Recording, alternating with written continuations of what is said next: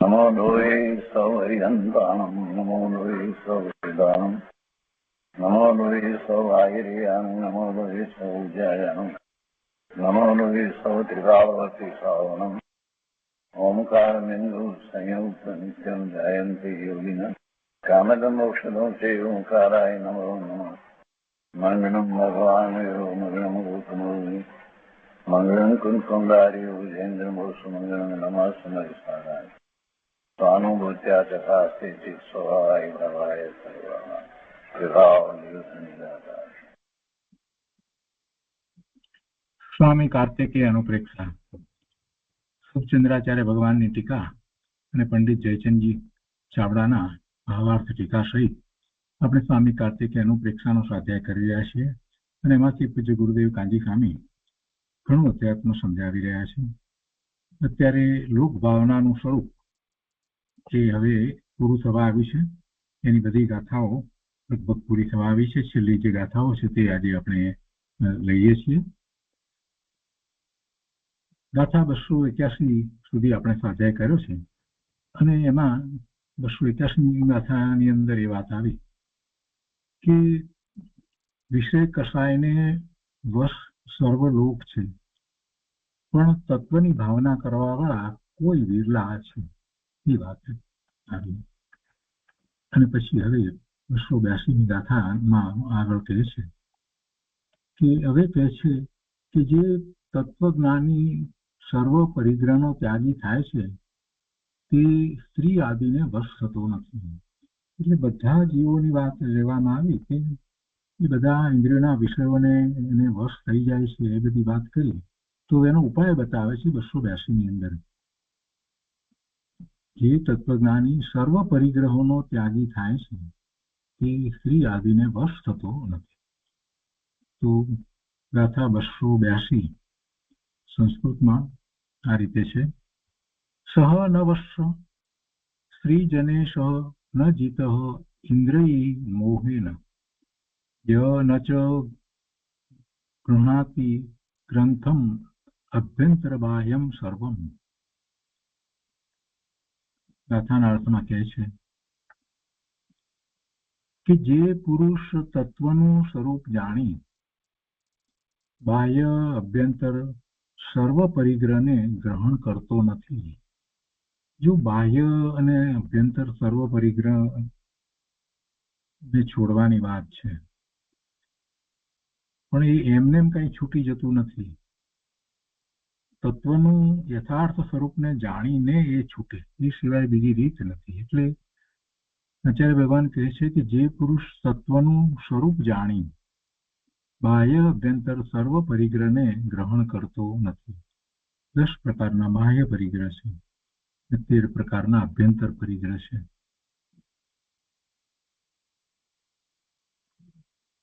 ચૌદ પ્રકારે કહેવાય ક્રોધ માન માયા લોભ એ અને 9 પ્રકારના નો કશાય એમ 13 અને મિથ્યાત્વ એટલે એમ 14 પ્રકારે એ બધા અભ્યંતર પરિગ્રહ છે. એ બધા અભ્યંતર પરિગ્રહનું મૂળ કારણ જો વિચાર કરીએ તો મોહનીય કર્મ છે. દર્શન મોહની અને ચારિત્ર મોહની કર્મની પ્રકૃતિ એમાં નિમિત્ત કારણ છે. એટલે એ પરિગ્રહોને છોડવાના 13 પ્રકારે કશાય ભાવો છે અને જે મિથ્યાત્વ છે જે દર્શન મોહનીયના નિમિત્તે થાય છે એમ 14 એ અભ્યંતર પરિગ્રહને છોડવાનો છે. અને બાહ્યમાં 10 પ્રકારના પરિગ્રહ આપણે જે જાણીએ છીએ તે એને છોડવાના છે. તો એ બધા પરિગ્રહને છોડવા એટલે શું? બાહ્યમાં જે પદાર્થો છે એને છોડવા એટલે એના તરફનું લક્ષ છૂટી જાય, એની તરફની રુચિ છૂટી જાય, એના તરફની પોતાપણાની બુદ્ધિ છૂટી જાય, તેમાં સુખની બુદ્ધિ છૂટી જાય, એમ એ છોડવાનું છે. અને એમ એ બાહ્ય તો ત્યારે જ છૂટે છે જ્યારે તત્વનું સાચું સ્વરૂપ જાણે છે. ત્યારે તત્વનું સાચું સ્વરૂપ જાણ્યા વિના એ શક્ય નથી.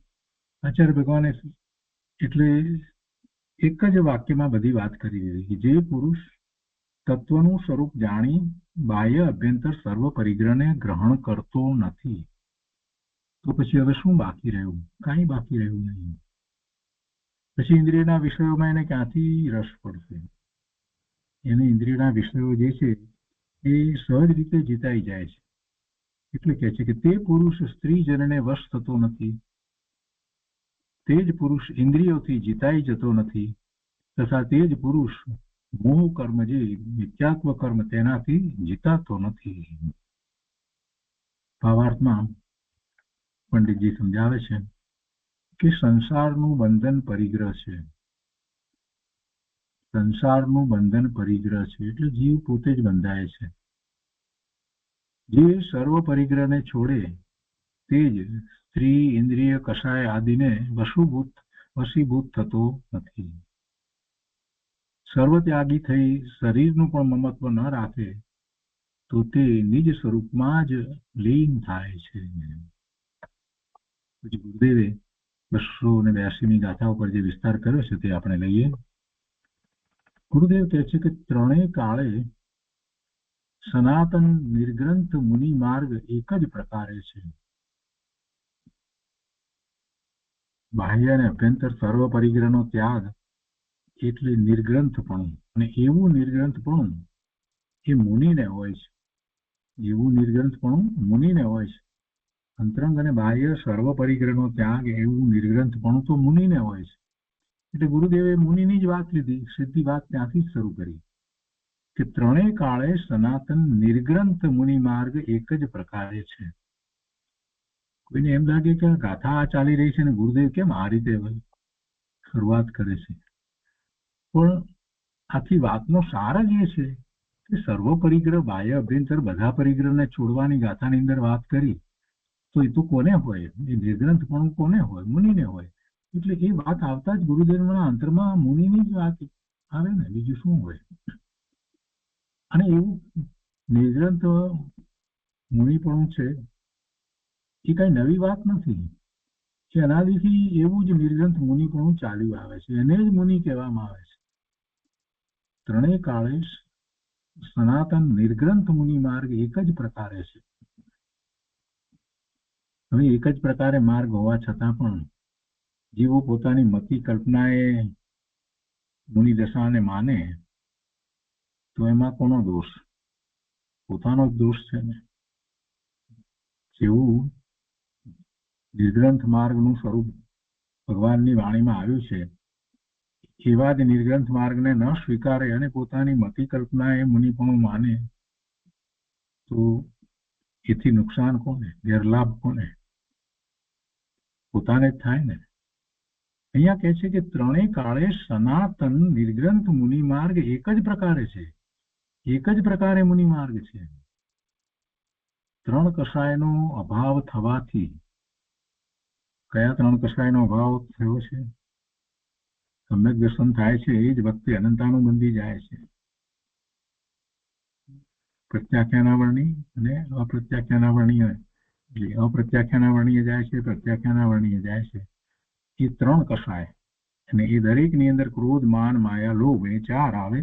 અને પેલા નવ કષાય જે કહીએ છીએ એ પણ એ જ પ્રમાણમાં જાય છે. માત્ર સંજ્ઞન કષાય રહ્યો છે એ તો અતિ અતિ અતિ મંદ કષાય છે, જેના નિમિત્તે જીવને એવા કોઈ વિભાવ ભાવ, વિકારી ભાવ થતા નથી, કંઈક શુભ ભાવ વગેરે હોય છે. તો એમ ત્રણ કષાયનો અભાવ થવાથી નગ્ન દિગંબર વિતરાગી સંત છઠ્ઠા સાતમા ગુંફાને હજારો વાર વર્તે છે. ત્રણ કષાયનો અભાવ તો મુનિએ પોતે જાતે કર્યો છે.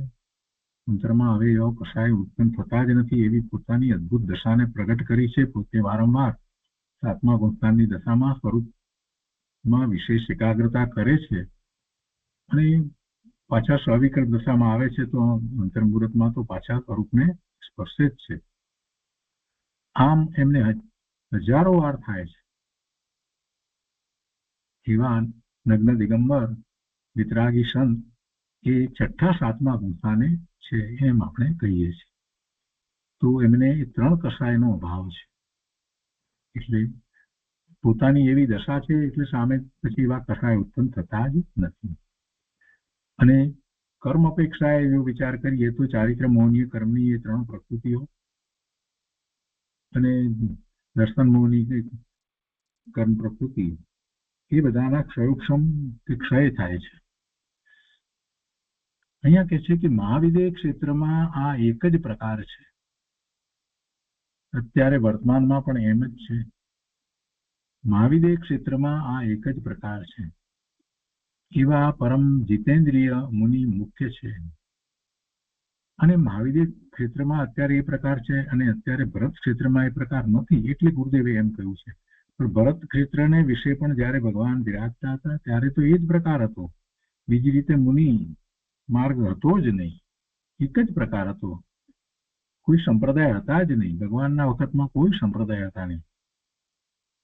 એટલે મહાવિદેય ક્ષેત્રમાં આ એક જ પ્રકાર છે એમ ગુરુદેવે લીધું છે.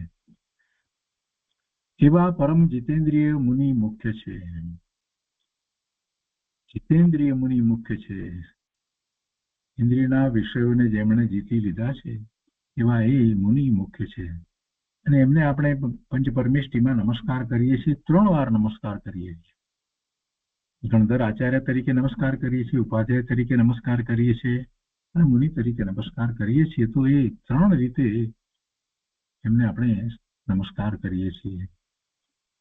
સ્વરૂપમાં સ્થિરતા કરતા રાગ છૂટી જાય છે. ચોથા ગુણસ્થાન વાળો જીવ મિથ્યાત્વને જીતનાર છે.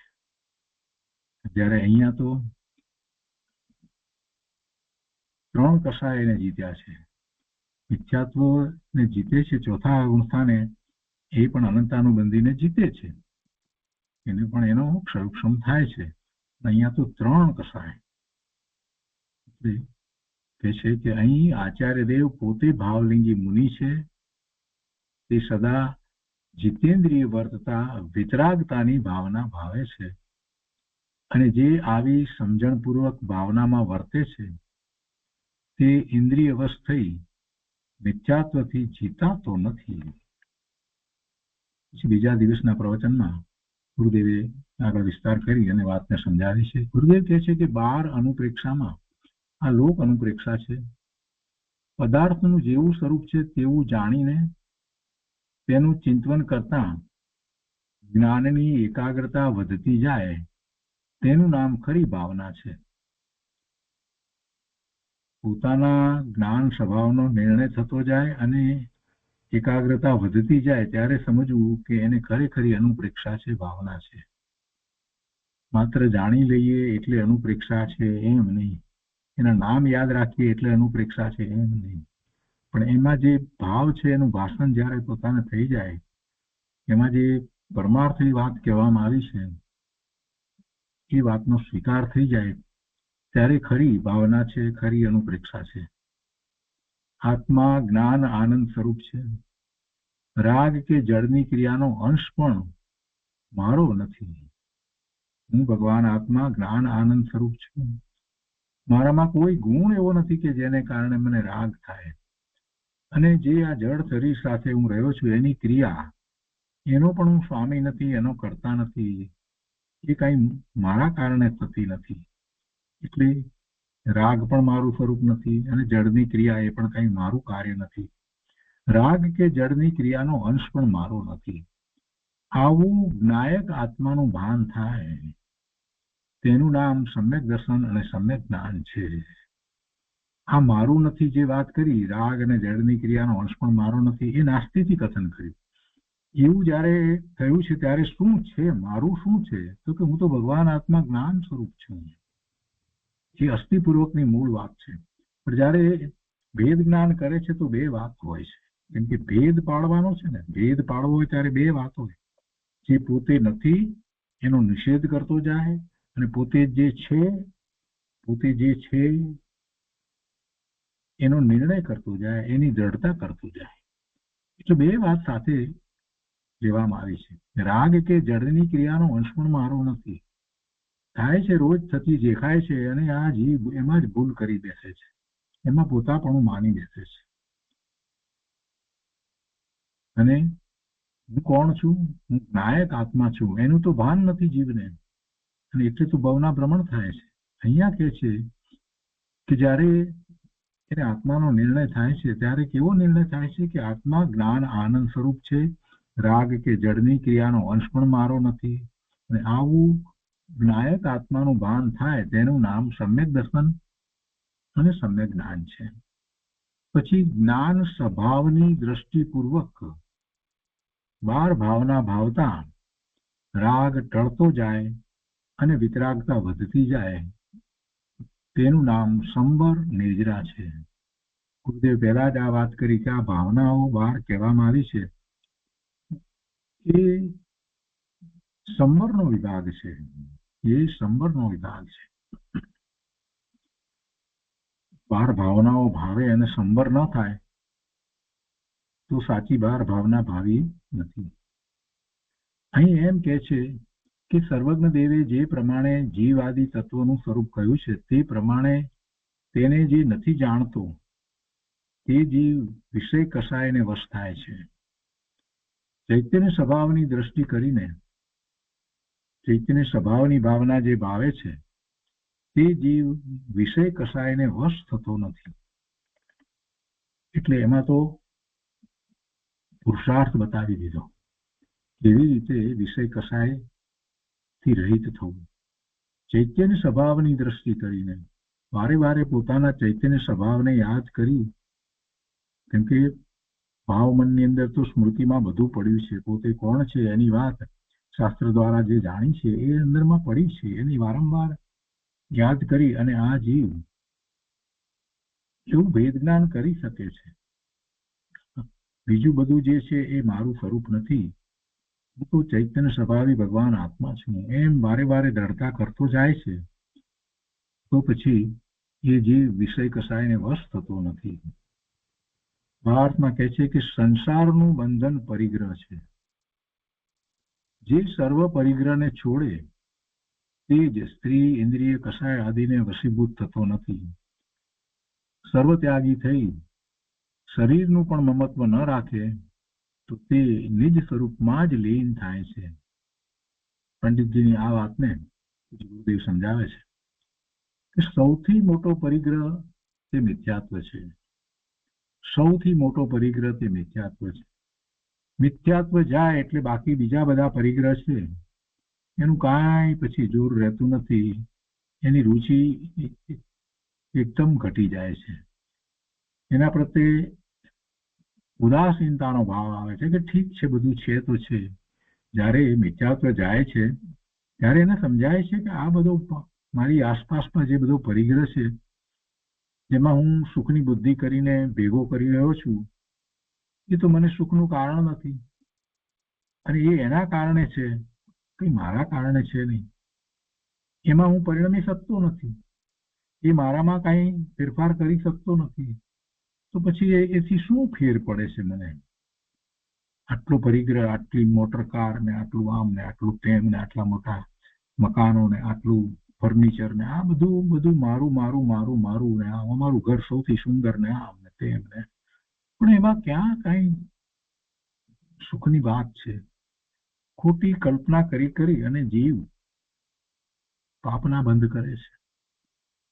મિથ્યાત્વનું પોષણ થાય છે ને, જે પોતાનું નથી અને પોતાનું માનવું એ મિથ્યાત્વ છે. અને મિથ્યાત્વનું પાપ સૌથી મોટું પાપ છે. મારું ઘર, મારું મોટું ઘર, બીજા કરતા વધારે સારું ઘર, ઘણી સગવડો એની અંદર અમે આમ ફેરફાર કરાવ્યો, તેમ ફેરફાર કરાવ્યો, આમ મારી પાસે વસ્ત્રો છે ને આમ મારી પોઝિશન છે ને ઓફિસમાં પણ મારું આમ માન છે ને વગેરે વગેરે અનેક પ્રકારે આ જીવ એ માન કસાય પોષે છે અને સુખના સાધનોને બહારમાં શોધે છે. એટલે એ બધા સાધનોને મેળવવા પ્રયત્ન કરે છે અને પુણ્યનો ઉદય હોય તો એના કારણે આવે છે. એમાં કઈ એ મેળવે છે માટે આવે છે એમ તો છે નહીં. કોઈને પરિગ્રહ વધુ છે ને કોઈને ઓછો છે તો એ તો સંયોગ રૂપે. ખરેખર તો પરિગ્રહ તો એના અંતરમાં કેટલો છે એનાથી માપ નીકળે છે. બાહ્યમાં સંયોગે કરીને ઘણા પદાર્થો, ઘણી માલ મિલકત, ધન સંપત્તિ આ બધું હોય તો એને વધારે પરિગ્રહ છે એવો પણ અર્થ નથી થતો, અને જેને ઓછું છે એને પરિગ્રહ ઓછો છે એમ પણ નથી થતો. ચક્રવર્તી સમ્યક દ્રષ્ટિ, ક્ષાયિક સમ્યક દ્રષ્ટિ તીર્થંકર ભગવાનનો જીવ શાંતિનાથ ભગવાનનો વિચાર કરીએ શું એમને પરિગ્રહ હતો? ચક્રવર્તી 16માં 17માં 18માં એ 3 ચક્રવર્તીની સમૃદ્ધિને તો શું વાત થાય. તો એ બધો એમને પરિગ્રહ હતો ના. એ ત્રણેય ક્ષાયિક સમ્યક દ્રષ્ટિ હતા. જન્મથી જ એ તીર્થંકરનો જીવ છે, પરમ ઔદારિક શરીર લઈને આવ્યા છે અને પાછા ચક્રવર્તી છે. ક્ષાયિક સમ્યક દ્રષ્ટિ. તો શું આ બીજું બધું જે બધું હતું એ એમને પરિગ્રહ રૂપે હશે? કાંઈ પરિગ્રહ હતો નહીં એમને. કાંઈ જ પરિગ્રહ હતો નહીં. જન્મથી જ કાંઈ પરિગ્રહ હતો નહીં. બીજાઓને દેખાતો હતો. આ પરિગ્રહને સમજવા જેવો છે. એ પરમાત્મા અનંતકાળમાં મેં સંયોગોમાં મારાપણું કર્યું, સંયોગોને મેં મારા બનાવ્યા, મારા માન્યા, એમાં મેં એવી કલ્પના કરી અને એમાં સુખની બુદ્ધિ કરી. એટલે સંયોગી પદાર્થો છે એ મને સુખનું કારણ ભાસ્યા. એટલે એને મેળવવાના મેં પ્રયત્ન કર્યા અને કેટલીક વખતે પુણ્યનો ઉદય હતો તો એ પ્રાપ્ત થયા, કેટલીક વખતે ન પ્રાપ્ત થયા. આવું અનંતકાળથી ચાલી રહ્યું છે અને હું તો એમાં જ રોકાઈ રહ્યો છું. આ પરિગ્રહમાં જ રોકાઈ રહ્યો છું. આ મિથ્યાત્વ છે એટલે આ બધી વાત છે. એટલે કહે છે કે સૌથી મોટો પરિગ્રહ તે મિથ્યાત્વ છે. તે મિથ્યાત્વ જ સૌથી મોટું બંધન છે. મિથ્યાત્વ વિના ગમે તેટલો સંયોગને કારણે આપણને એમ લાગે કે આ બધો પરિગ્રહ છે, એને પેલાને ક્યાં પરિગ્રહ છે? સમ્યક દ્રષ્ટિને ક્યાં પરિગ્રહ છે? એટલે મિથ્યાત્વ જ સૌથી મોટું બંધન છે. જે જીવ સિદ્ધ સમાન પોતાના આત્માનું ભાન કરીને સમ્યક દર્શન કરે તેને મિથ્યાત્વનો પરિગ્રહ છૂટે છે. મિથ્યાત્વ જાય એટલે પછી પરિગ્રહ છૂટી ગયો છે. બાહ્ય પરિગ્રહ છૂટ્યો છે, અંતરંગ પરિગ્રહ પણ એને છૂટે છે. ભલે બહારમાં સ્ત્રી આદિનો ત્યાગી થઈને બેઠો હોય. હવે બીજી વાત એનાથી ઉલટી કહે છે કે ભલે બહારમાં સ્ત્રી આદિનો ત્યાગી થઈને બેઠો હોય પણ અંતરમાં નિષ્પરિગ્રહી ચિદાનંદ સ્વભાવની દ્રષ્ટિ નથી. તે મૂળ જીવ વિષયોને જ વશ પડ્યો છે. કેમ કે ક્યાં જશે? એનો ઉપયોગ ક્યાં જશે? જ્યાં સુખની બુદ્ધિ છે ત્યાં જ ઉપયોગ તો જવાનો છે ને. જીવ સુખને શોધે છે તો એનો ઉપયોગ સુખને શોધવા તરફ જ પડે છે. જ્યાં એને સુખ લાગે છે ત્યાં જ એ રહે છે. બધું છોડી દીધું છે પણ હજી સ્વભાવની દ્રષ્ટિ નથી થઈ તો એનો ઉપયોગ તો બહાર જ રહેવાનો છે. જે છોડ્યું છે એનું મહાત્મા એને ઘટતું નથી. અમે આ છોડ્યું, અમે તે છોડ્યું એમ. કૃપાળુદેવને એમ કહ્યું કે અમે તો બધું ઘર બાર આ તે બધું છોડી દીધું છે ને. ત્યારે કૃપાળુદેવે કહ્યું કે શું છોડ્યું છે? એક ઘર છોડીને કેટલા ઘર કર્યા છે. ત્યારે ગુરુરાજ સ્વામીને એમને જે એ વાત સમજાઈ કે છોડવાની વાત તો આ છે. અંતરમાંથી એ વાત છૂટવી જોઈએ. એ ક્યાં મારું હતું? જે મારું હતું નહીં એમાં મેં મારાપણાની બુદ્ધિ કરી હતી ને, એ મિથ્યાત્વ હતું ને. એ મિથ્યાત્વ જાય એટલે પછી બધું છૂટે છે. એમ નિર્ગંત દશા આવે છે. કહે છે કે ભલે બહારમાં સ્ત્રી આદિનો ત્યાગી થઈને બેઠો હોય પણ અંતરમાં નિષ્પરિગ્રહી ચિદાનંદ સ્વભાવની દ્રષ્ટિ નથી. તે મૂળ જીવ વિષયોને જ વશ પડ્યો છે. અંતરમાં ચૈતન્ય સ્વભાવને વશ નથી. તે જીવ ઇન્દ્રિયોને વશ થયા વિના રહેતો નથી. ક્યાં જશે? સ્વરૂપમાં જે જાય છે એ સ્વરૂપમાં જાય છે. વારે વારે સ્વરૂપનું લક્ષ કરે છે. એની જે ભાવના રહી છે એને પછી ઇન્દ્રિયના વિષયો જે છે એ શુષ્ક લાગે. બાકી તો ઇન્દ્રિયના વિષયો શુષ્ક લાગે નહીં. ભગવાન આત્માના ચિદાનંદ અકષાય શાંત સ્વભાવની જેને ખબર નથી તે જીવ કષાયોને વશ છે. ચૈતન્ય સ્વભાવની દ્રષ્ટિ પછી તેની વિશેષ ભાવનાથી તેમાં એટલે ચૈતન્ય સ્વભાવમાં લેતા વડે જેણે રાગ આદિ પરિગ્રહને પણ છોડ્યો છે એવા મુનિવરોને સંસારનું બંધન થતું નથી. સંત મુનિને બહારમાં વસ્ત્ર આદિ પરિગ્રહ હોતો નથી અને અંદરમાં મિથ્યાત્વ રાગ આદિનો પરિગ્રહ નથી.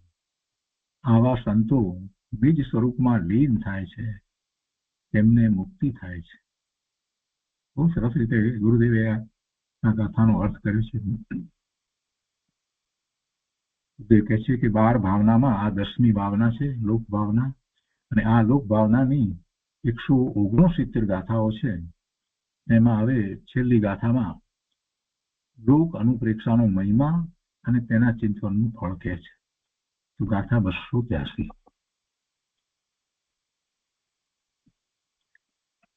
સંસ્કૃતમાં ગાથા આ રીતે છે. ઉદ્ગાતમાં તો એમ કહ્યું કે લોક અનુપ્રેક્ષાના ચિંતનનું મહાત્મ્ય પ્રગટ કરે છે. લોક અનુપ્રેક્ષા આટલી બધી ગાથાઓ પછી એનું મહાત્મા આપણને કેટલું આવે, કેટલું મહાત્મા આવે. ગાથા લઈએ. કહે છે કે એવમ લોક સ્વભાવમ યહ જાયતિ ઉપસમૈક સદભાવ, ઉપસમ ऐक सद्भाव स क्षपयित्वा कर्म पुण्यम तस्य एव शिखामणि भवति.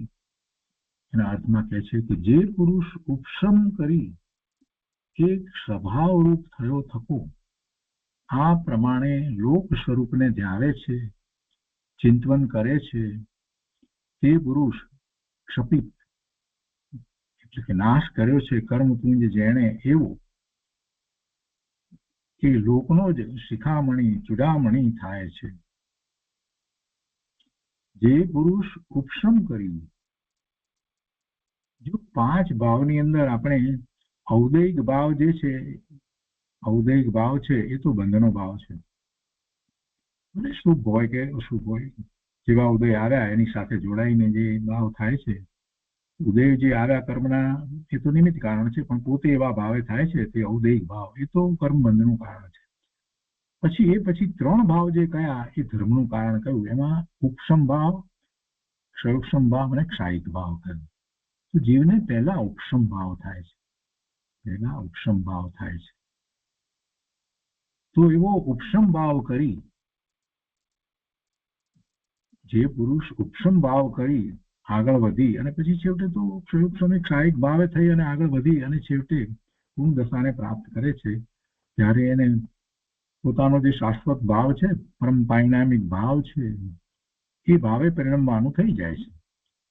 પણ એ 3 ભાવમાં ઉપસમ ભાવ, ક્ષયોક્ષમિક ભાવ અને ક્ષાયિક ભાવ એ ધર્મના ભાવ છે. અહીંયા ઉપસમ ભાવની વાત લીધી છે, કેમ કે ત્યાંથી શરૂઆત કરે છે.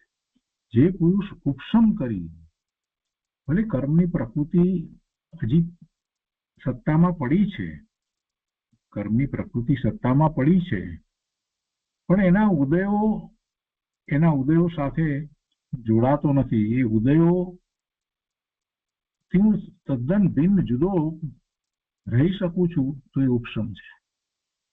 કર્મના ઉદયો આવ્યા છે અને હું આત્માનું લક્ષ્ય કરી અને એ ઉદયોની સાથે જોડાયા વિના જે સમય વિતાવું છું એ બધો ઉપસમ ભાવ છે. બાકી કર્મના ઉદયની સાથે જોડાઈ અને એ ભાવે થવું, શુભાશુભ ભાવે થવું, એ તો અનાદિનું ચાલ્યું આવે છે. તો ઔદૈહિક ભાવે તો જીવ અનાદિનો થયો છે, થાય છે. અહીંયા કહે છે કે જે પુરુષ ઉપસમ કરી એક સ્વભાવ રૂપ થયો, તો ઉપસમ ભાવે થઈ અને સ્વભાવનું લક્ષ્ય કરીને સ્વભાવ ભાવે થાય છે. ભલે કર્મની પ્રકૃતિઓ સત્તામાં પડી હોય પણ એથી કઈ એને ચિંતા કરવાની જરૂર નથી. ઉપસમ વખતે તો હજી એ પડ્યું છે ને, કેમ કે ઉપસમ ભાવ માટેને સમજાવવા માટે એ ઉદાહરણ જે આપવામાં આવે છે ને, એટલા માટે હું વાત કરું છું. એમાં એમ કે છે કે અગ્નિ તો હજી અંદર પડ્યો છે પણ એની ઉપર રાખ વાળી દીધી છે, એટલે અગ્નિ અંદર તો છે પણ હજી ઉપર રાખ વાળી દીધી છે, એટલે આપણને ઉપર વધારે ગરમી લાગતી નથી. એમ ઉપસમને સમજાવવામાં આવે, એટલે હજી અંદર તો પડ્યું છે એમ જયારે કહેવામાં આવે છે ને, તો સમજવાનું એ છે કે પડ્યું છે તો ભલે પડ્યું, એ તો ઉદાહરણ છે. એટલે અહીંયા પણ કર્મની પ્રકૃતિ ભલે સત્તામાં પડી, પણ એમ ક્યાં છે કે કર્મની પ્રકૃતિઓ મને હેરાન કરી નાખવાની છે, મને રંજાડવાની છે, એ મારા પરિણામો ફેરવી નાખવાની છે, એવું કઈ કહ્યું નથી. એવું કંઈ કહ્યું નથી. એક વખત ઉપસમ ભાવે જે જીવ થયો અને એમાં એ પોતાના સ્વભાવ ભાવે પરિણમ્યો તો આત્માની અનુભૂતિ થઈ, પછી એને શું ચિંતા છે? ભલે ને કર્મની પ્રકૃતિ સત્તામાં પડી હોય ને ઉદય આવે તો પણ શું છે? એક વખત ઉપસમ ભાવે જે થાય છે, ક્ષણ માત્ર માટે પણ આત્માની અનુભૂતિ કરે છે, એ જીતી જાય છે. જે પુરુષ ઉપસમ કરી એક સ્વભાવ રૂપ થયો થકો આ પ્રમાણે લોક સ્વરૂપને ધ્યાવે છે, ચિંતન કરે છે. જે રીતે આખું લોકનું સ્વરૂપ સમજાવવામાં આવ્યું એ રીતે ચિંતન કરે છે, તે પુરુષ ક્ષપિત એટલે નાશ કર્યો છે કર્મપુંજનો જેણે, એવો એ લોકનો જ શિખામણી ચૂડામણી થાય છે. પછી તેની દશા એવી જ થાય છે કે એ કર્મપુંજનો એ નાશ કરનારો ક્ષપિત થાય છે અને લોકનો જ શિખામણી ચૂડામણી થાય છે. ભાવાર્થમાં પંડિતજી કહે છે કે એ પ્રમાણે જે પુરુષ સામ્ય ભાવ કરી લોક અનુપ્રેક્ષાનું ચિંતન કરે છે, તે પુરુષ કર્મનો નાશ કરી લોકના શિખરે જઈ બિરાજમાન થાય છે અને ત્યાં અનંત અનુપમ બાધા રહિત સ્વાધીન જ્ઞાન આનંદ સ્વરૂપ સુખને અનુભવે છે. ક્યાં બિરાજમાન થાય છે? લોકના શિખરે, એટલે કે સિદ્ધ દશાને પ્રાપ્ત કરે ત્યારે ત્યાં પહોંચે ને. એટલે લોકના શિખરે જે બિરાજમાન થાય છે એમ જયારે પંડિતજીએ કહ્યું, એનો અર્થ છે કે સિદ્ધ દશાને પ્રાપ્ત કરે છે. ત્યાં અનંત અનુપમ બાધા રહિત સ્વાધીન જ્ઞાન આનંદ સ્વરૂપ સુખને અનુભવે છે. અહીં લોક ભાવનાનું કથન વિસ્તારપૂર્વક કરવાનો આશય એવો છે કે અન્યમતી લોકનું સ્વરૂપ, જીવનું સ્વરૂપ તથા હિતાહિતનું સ્વરૂપ અનેક પ્રકારથી અન્યથા અસત્યાર્થ અને પ્રમાણ વિરુદ્ધ કહે છે. અને તે સાંભળી કોઈ જીવ તો વિપરીત શ્રદ્ધાન કરે છે, કોઈ સંશય રૂપ થાય છે તથા કોઈ અનઅધ્યવસાય રૂપ થાય છે. અને એવા વિપરીતતા આદિ શ્રદ્ધાંથી ચિત્ત સ્થિરતા પામતું નથી. ચિત્ત સ્થિર થયા વિના યથાર્થ ધ્યાનની સિદ્ધિ થતી નથી અને ધ્યાન વિના કર્મોનો નાશ થતો નથી. તેથી એ વિપરીતતા આદિ શ્રદ્ધાન દૂર થવા માટે લોકનું અને જીવ આદિ પદાર્થોનું યથાર્થ સ્વરૂપ જાણવા અર્થે અહીં વિસ્તારપૂર્વક આ લોક ભાવનામાં બધું જ વર્ણન કર્યું, એનું કથન કર્યું છે. અને તેને યથાર્થ જેમ છે તેમ જાણી જીવ આદિનું સ્વરૂપ ઓળખી પોતાના સ્વરૂપમાં ચિત્તને નિશ્ચલ સ્થિર કરી કર્મ કલંક નાશ કરી ભવ્ય જીવ મોક્ષને પ્રાપ્ત થાવ, એવો શ્રી ગુરુઓનો ઉપદેશ છે.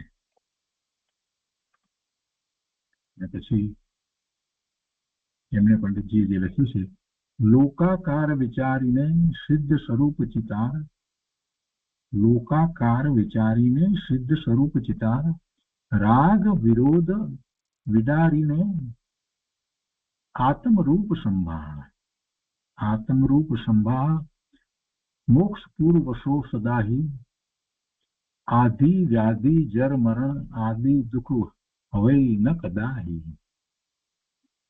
શ્રી ગુરુ શિક્ષાધારી ટળી અભિમાન કુશોક, મન સ્થિર કારણ આ વિચાર નિજ રૂપ સુલોક. નિજ રૂપ સુલોક, આ લોક તો પોતાના સ્વરૂપ રૂપે છે. એથી લોક અનુપ્રેક્ષા સમાપ્ત. તો આ છેલ્લી ગાથા પર પૂજ્ય ગુરુદેવે જે વિસ્તાર કર્યો છે તે આપણે લઈએ. ગાથા 283 નો વિસ્તાર કરતા પૂજ્ય ગુરુદેવ કહે છે કે હું સચ્ચિદાનંદ સિદ્ધ સમાન છું એમ સ્વભાવનું ભાન કરી ને જીવ ઉપશમ પામ્યો છે, શાંત શાંત શાંત સ્વરૂપમાં ઠર્યો છે. હજી તો એ ઉપશમ પામ્યો છે, પણ એ ઉપશમ કેવી રીતે પામ્યો છે એ વાત સમજાવી છે. કેમ કે જેને મોક્ષ માર્ગમાં પ્રવર્તવું છે, ચોથા ગુણસ્થાનની દશાને પ્રાપ્ત કરવી છે, સમ્યક તો પ્રગટ કરવું છે, એને આ સમજવું પડશે ને. ગુરુદેવ કહે છે કે હું સચ્ચિદાનંદ સિદ્ધ સમાન છું, હું જ્ઞાન આનંદ સ્વરૂપ છું, અને કેવો સિદ્ધ સમાન છું, હું પૂર્ણ પવિત્ર શુદ્ધ છું, એટલે સિદ્ધ સમાન છું. એમ સ્વભાવનું ભાન કરીને, આવો સ્વભાવ, આવો હું છું એમ સ્વભાવનું ભાન કરીને જે જીવ ઉપશમ પામ્યો છે, શાંત શાંત શાંત સ્વરૂપમાં થયો છે, સ્વભાવની એકતા રૂપ થયો છે, એવા જીવને લોક ભાવના હોય છે. આ ભાવનાઓમાં ખંડ ખંડ ઉપર દ્રષ્ટિ નથી, પણ એક રૂપ સ્વભાવ ઉપર દ્રષ્ટિ છે. એટલે સ્વભાવની એકતા વધતી જાય છે. જેને એક રૂપ જ્ઞાયક સ્વભાવની દ્રષ્ટિ થઈ છે, જેને એક રૂપ પોતાનો જ્ઞાયક સ્વભાવ, પોતે ભગવાન આત્મા જ્ઞાયક એવા પોતાના સ્વભાવની દ્રષ્ટિ થઈ છે, અને અંતરમાં શાંત શાંત ઉપશમ રસમાં ઠર્યો છે, એવા જીવને લોક ભાવના હોય છે. આવા આત્માનું ભાન પણ ન હોય અને સ્વર્ગ નરક વગેરેના વિચાર કરે તો તેને કઈ લોક ભાવના કહેતા નથી. લોકમાં તો બધી વાત આવી ને, સ્વર્ગની પણ વાત આવી ને, નરકની પણ વાત આવી, 14 રાજલોકની વાત આવી, એ બધી વાત આવી. એટલે એમ કે લોકનું સ્વરૂપ કેવું છે, આ રીતે લોકનું સ્વરૂપ છે એવા વિચાર કરે. ગુરુદેવ કહે છે એથી શું લાભ, એથી શું લાભ, એને શું લાભ થવાનો? કે છે કે આત્માનું ભાન હોવું એ મુખ્ય વાત છે. આચાર્ય ભગવાને એને માટે આ બધી વાત કરી છે. અને અન્ય મતની અંદર જે કલ્પિત વાતો બધી કરવામાં આવી છે, એ કલ્પિત વાતો ને કારણે એને મિથ્યાત્વનો પ્રસંગ આવે છે, તો એ મિથ્યાત્વ જાય. સવિકલ્પ દશાની અંદર સાચી વાતની સમજ આવે તો જ પછી ધ્યાન કરી, સ્વાનુભૂતિ કરી અને સમ્યક તો પ્રગટ કરે ને. પંડિતજી એ જ વાત કરીને શા માટે આ વર્ણન કરવામાં આવ્યું એનું કારણ એ જ સમજાવ્યું ને. તો પછી પુરુષાર્થ આ રીતે જ હોય ને. લોક ભાવનાની વાત કરવામાં આવી હોય તેમાં વાત તો એ જ હોય ને કે લોક ભાવનામાં આત્માનું જે સ્વરૂપ એની વાત કરવામાં આવી, અને એના સંબંધમાં આખું લોક જે રીતે છે એને સમજવાની વાત કરવામાં આવી, તો એ પોતાને કોઈ પણ પ્રકારના વિકલ્પો ઉઠે નહીં, કોઈ શંકાઓ થાય નહીં, અને એટલું જ નહીં પરંતુ જે વસ્તુ જે અનાદિથી એ ઊંધી રીતે માનતો આવ્યો તો એ બધું છૂટી જાય. એ બધું છૂટે એટલે શાંતિ થાય અને સ્વરૂપ તરફ વળે. એ માટે આ લોક ભાવનાનું આટલું 169 ગાથા સુધી વર્ણન કરવામાં આવ્યું છે. ગુરુદેવ કે અંતરમાં શાંત શાંત ઉપશમ રસમાં જે ઠર્યો છે એની વાત કરતા કહે છે, જેને એક રૂપ નાયક સ્વભાવની દ્રષ્ટિ થઈ છે અને અંતરમાં શાંત શાંત ઉપશમ રસમાં ઠર્યો છે, એવા જીવને લોક ભાવના હોય છે. તો કહે છે કે આવા આત્માનું ભાન પણ ન હોય, અને સ્વર્ગ નરક વગેરેની જે વાત આમાં કરવામાં આવી લોક ભાવનામાં, એના વિચાર કરે તો તેને કાંઈ લોક ભાવના કહેતા નથી. એ લોક ભાવનાનું સાચું સ્વરૂપ નથી, એ સમજ્યો જ નથી, એનું પ્રયોજન એ સમજ્યો નથી કે શુક્રવાર લોક ભાવનાની આ બધી વાત કરવામાં આવી. લોક ભાવના તે તો સંવરનો પ્રકાર છે. બધી જ ભાવના જે છે એને સાચી રીતે સમજે તો જીવને સંવર થાય. ગુરુદેવ કહે છે કે લોક ભાવના તે તો સંવરનો પ્રકાર છે. લોકના બધા પદાર્થોમાં ચિદાનંદ સ્વભાવી આત્મા જ ઉત્કૃષ્ટ છે. જે જીવ એવા ચિદાનંદ સ્વભાવની સન્મુખ થઈને લોકના સ્વરૂપને યથાર્થ ચિંતવે છે, લોકના સ્વરૂપને યથાર્થ ચિંતવે એમાં મુખ્ય શું છે? શુદ્ધ સ્વરૂપ છે, પોતાનો સ્વભાવ છે.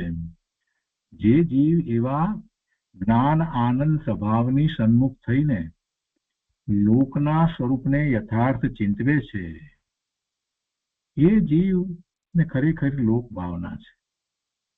તે જીવ લોકનો શિખામણી થાય છે, એટલે કે સિદ્ધ થઈને લોકાગ્રહ બિરાજે છે.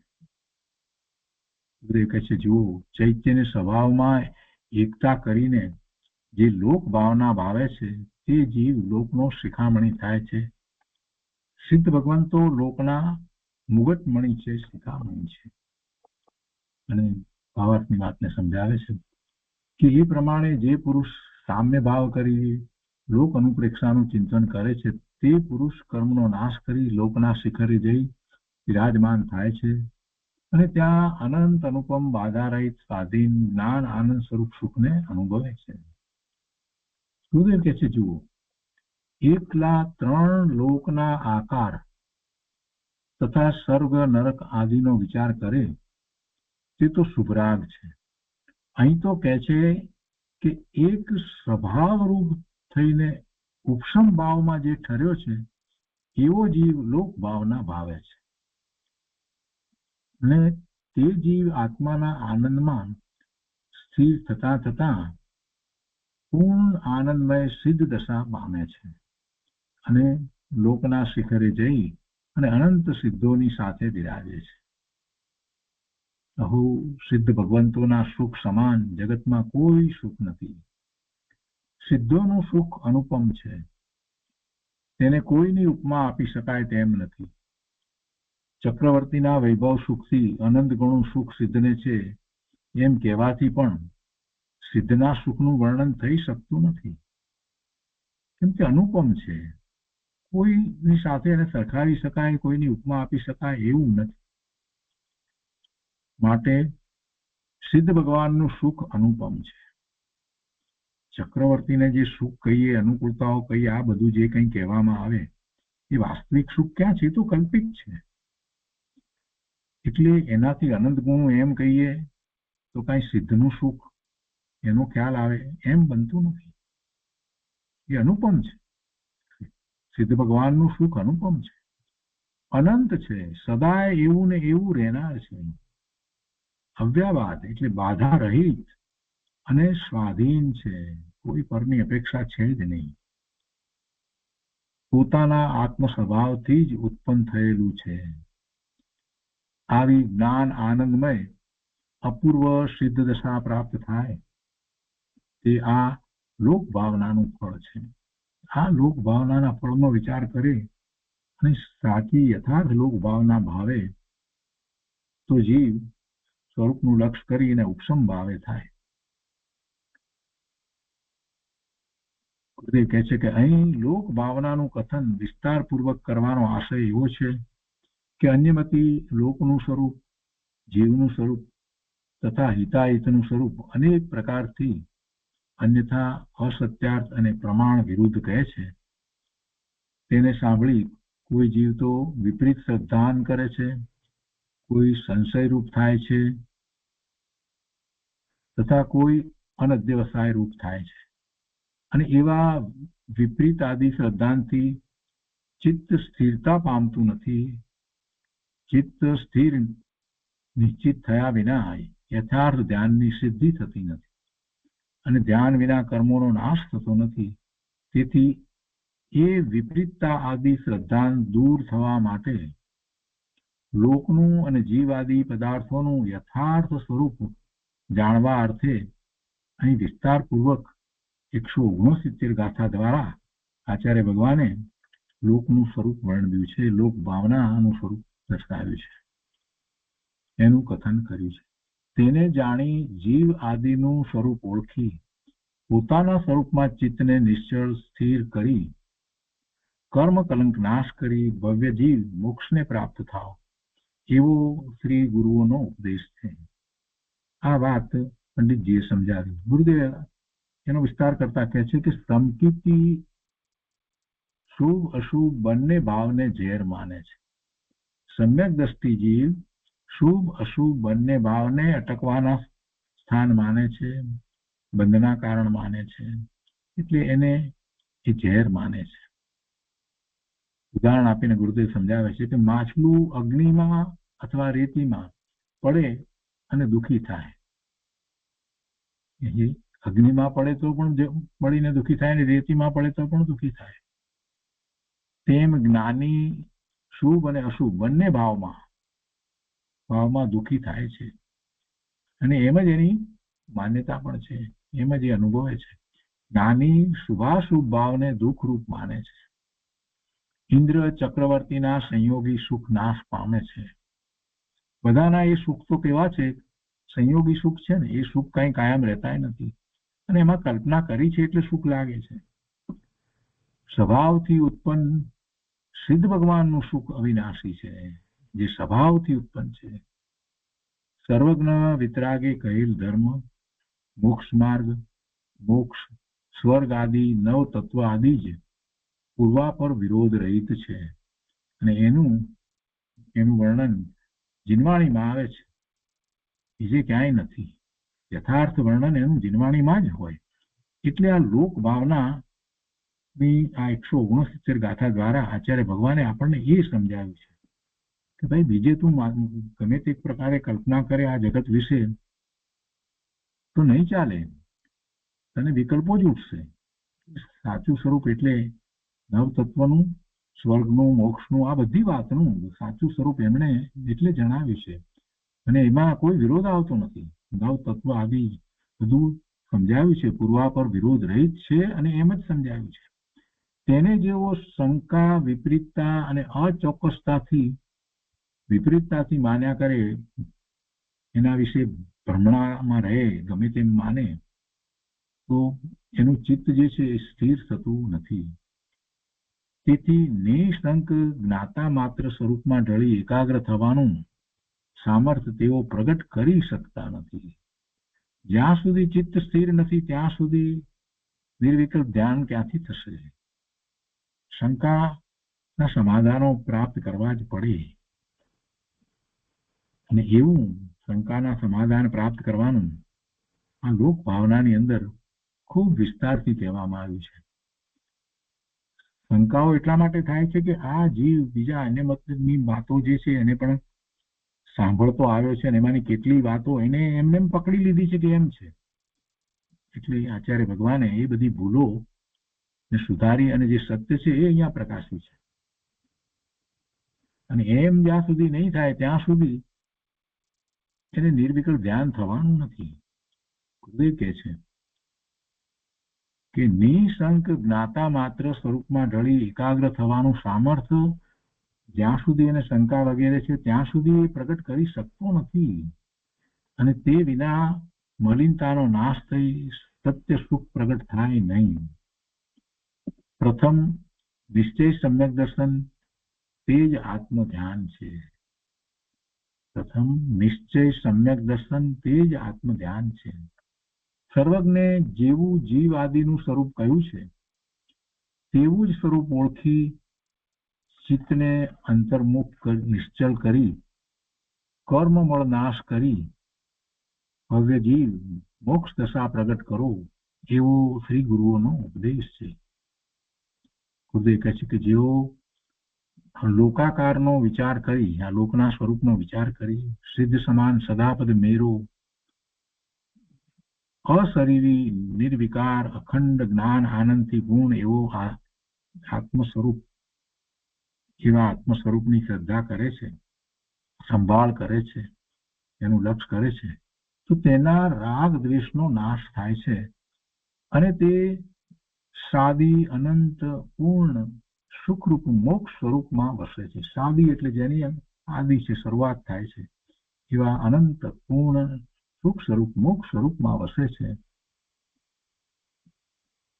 આદિ વ્યાધિ ઉપાધિ, આદિ અહીંયા કે છે કે સંકલ્પ વિકલ્પ રૂપ મનની ચિંતા, વ્યાધિ એટલે શરીરની ચિંતા, અને ઉપાધિ એટલે બહારની ચિંતા તથા જન્મ આદિ દુઃખ સિદ્ધ ભગવાનને નથી. શ્રી ગુરુની શિક્ષા ધારી પર્યાય બુદ્ધિનું અભિમાન ટાળ. પર્યાય બુદ્ધિનું અભિમાન ટાળ. આપણને પર્યાય બુદ્ધિનું અભિમાન બહુ છે. જે વર્તમાન પર્યાય છે ને એમાં આપણને પોતાપણું છે ને એનું પાછું બહુ માન પોષીએ છીએ. માન કસાય તો ખૂબ છે. હું આ કે છે કે પર્યાય બુદ્ધિનું અભિમાન ટાળ અને મનની સ્થિરતા માટે નિજ નાયક સ્વરૂપ લોક ને અવલોક. અને એ રીતે આ છેલ્લી ગાથાનો વિસ્તાર અહીંયા પૂરો થાય છે. લોક ભાવના નો વિસ્તાર પણ અહીંયા એ રીતે પૂરો થાય છે. તો આજનો સ્વાધ્યાય આપણે અહીંયા સુધી રાખીએ છીએ.